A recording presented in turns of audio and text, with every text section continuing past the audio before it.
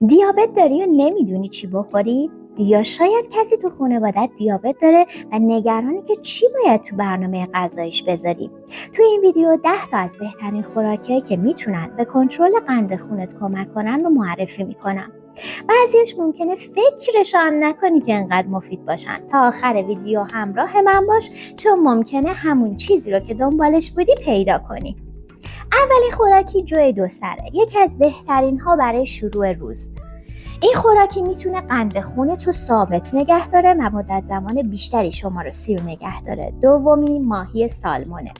سالمون سرشار از امگا 3 است که نه تنها برای قلبت خوبه بلکه به کنترل قند خون هم کمک میکنه. سومی سبزیجات برگ سبزه. اسفناج، کلم و بروکلی همگی برای دیابت عالی هستند. این سبزیجات قند پایینی دارند و پر از فیبرونن که به کاهش جذب قند کمک میکنه. چهارمی خوراکی آجیل ها هستند. آجیل مثل گردو، بادام و پسته یک میان وعده خوب و سالمه که میتونه قند خونت رو کنترل کنه. پنجمی زغال‌اخته و بلوبری هست.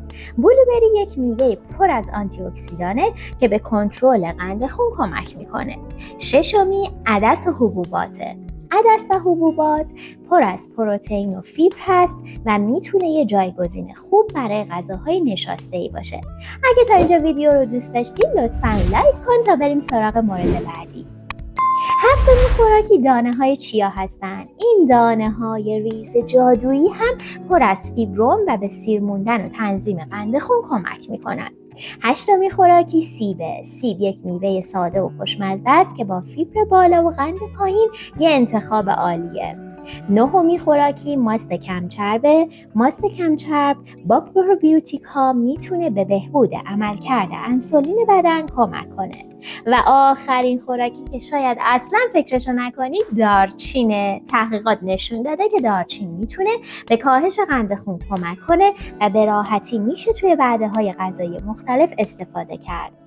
حالا این غذاها چجوری به دیابت کمک میکنن؟ خب همشون قند و پایین میارن، پر از فیبرن و مواد مغذی هستن که به تنظیم قند خون و انسولین کمک میکنن.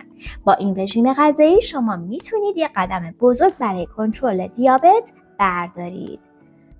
از همین امروز شروع کنین و ویدیو بعدی ما رو در مورد نوشیدنی های مفید برای دیابت از دست ندین.